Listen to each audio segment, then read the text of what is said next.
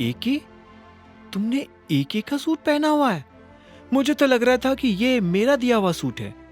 तुम इतना महंगा सूट कहाँ से ले आए?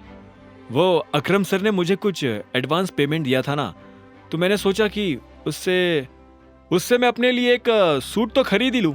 ऐसी कौन सी कंपनी है जो एडवांस पेमेंट देती है? अनन्या ने पूछा। अभिनव मुस्कुराया और बोला, वो क्या है ना, सर को मेरा काम पसंद आया, तो मैंने ऐसे ही उनको बोल दिया कि सर कुछ एडवांस मिल सकता है, तो वो मान गए और उन्होंने मुझे कुछ पैसे दे दिए। फिर मैंने सूट खरीद लिया ताकि तुम्हारे साथ कहीं आऊं जाऊं तो तुम्हारी तरह अच्छा दिख सकूं। चाहत उसकी बात बहुत ध्यान से सुन रही थी।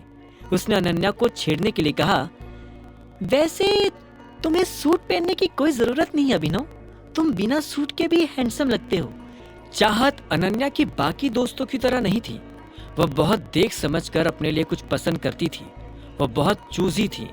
तो फिर उसने अभिनव को कैसे हैंडसम कह दिया? यह सवाल अनन्या के दिमाग में घूमता जा रहा था। सामने देख!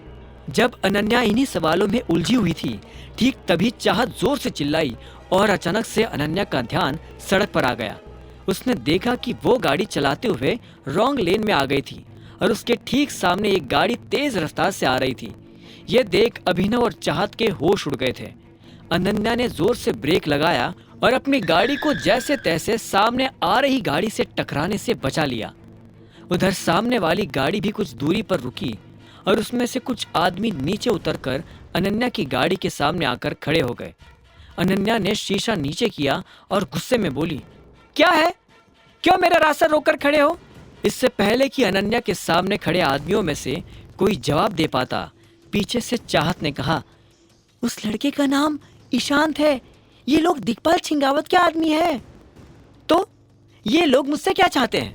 इतने में चाहत गाड़ी से नीचे उतरी और बोली, क्या चाहिए? इतने में अभिनव भी गाड़ी से नीचे उतर गया और उन लड़कों को देखने लगा। उन लोगों की तादाद इतनी भी नहीं थी कि अभिनव अकेला उनसे ना निपट सके। जब उनमें से किसी ने जवाब नहीं दिया तो चाहत ने फिर से कहा, कोई कुछ बोलेगा? इतने में उनमें से एक आदमी आगे आया और बोला, प्रिंस मर चुका है और मैं यहाँ उसकी मौत का बदला लेने आया हूँ। क्या? ये क्या कह रहा हो ईशान? प्रिंस मर गया? एनीवेज, उसकी मौत में हमारा कोई हाथ नहीं है, चाहत ने कहा। उसके जवाब में ईशान बोला, उसकी मौत का बदला पूरे गुड़गांव से लिया जाएगा और वैसे भी जिसने उसे मारा है वो यही हमारे सामने है। ईशान की बात सुनते ही उसके कुछ आदमी अनन्या की तरफ बढ़ने लगे थे, लेकिन इससे पहले कि वो अनन्या के पास आ पाते, अगर तुम में से एक भी आदमी आगे आया तो वापस पीछे जाने लायक नहीं बचेगा। अभिनव की बात सुनकर ईशान को और जोर से हंसी आ गई। उसने कहा, पहले तो मुझे कम गुस्सा आया था, लेकिन अब मुझे और ज्यादा गुस्सा आ रहा है। उस लड़की को यहाँ लेकर आओ अभी। ईशान के आदमी फिर से अनन्या की तरफ बढ़ने लगे थे। अनन्या को घबराहट हो रही थी। उसे लग नहीं रहा था कि अभिनव इन लड़कों से उसे बचा पाएगा, लेकिन जैसे एक आदमी ने अनन्या का हाथ पकड़ने के लिए अपना हाथ बढ़ाया तो इतने में अभिनव ने उसका हाथ जकड़ा और जोर से दबा दिया। उस आदमी को भयंकर दर्द हो रहा था और वो बुरी तरह से चिल्ला उठा।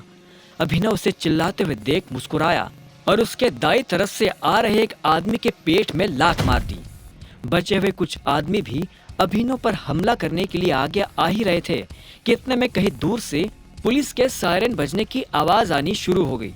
जैसे ही ईशांत ने यह आवाज सुनी तो वो चिल्लाया, पुलिस आ गई, भागो! उसकी बात सुनते ही एक के बाद एक गिरते पड़ते सभी लोग ईशान की गाड़ी में बैठे और उनकी गाड़ी तेजी से बाहर रवाना हो गई।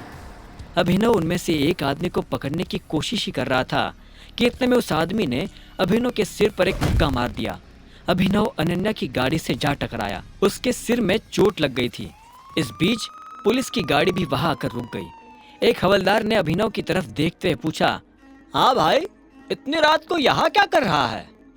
वो मेरी गाड़ी में कुछ दिक्कत हो गई थी, अभिनव ने खड़े होकर कहा और अनन्या को ढूंढने लगा। अनन्या कहीं नजर नहीं आ रही थी। अभिनव को चाहत दिखी तो उसने चाहत से पूछा, अनन्या कहाँ है? उसका ब्लड प्रेशर बढ़ गया था, वो बेहोश हो गई है, चाहत ने कहा और ड्राइवर सीट की तरफ बढ़ते हुए बोली, मुझे उसे हॉस्पिटल लेकर जाना पड़ेगा। इतने में अभिनव ने उसे रोका और कहा, तुम इनके साथ घर जाओ, मैं उसे हॉस्पिटल ले जाऊंगा। चाहत ने अभिनव की बात मानी और फिर पुलिस वालों की तरफ बढ़ने लगी। जो कुछ भी हुआ उसके बारे में चाहत ने पुलिस को स्टेटमेंट दिया और फिर उन्हीं के साथ घर जाने के लिए रवाना हो गई। इधर अभिनव भी अनन्या को हॉस्पिटल ले जाने के लिए निकल पड़ा था। इस बीच अभिनव ने राजीव और शर्मिला को भी फोन कर वो सब बता दिया जो अभी हुआ था। आगे की कहानी जानने के लिए देखें अगला एपिसोड सिर्फ पॉकेट एफएम के यूट्यूब चैनल पर, और द रिटर्न ऑफ टाइगर के सारे एपिसोड्स को सुनने के लिए डिस्क्रिप्शन में दी लिंक से डाउनलोड करें पॉकेट एफएम ऐप।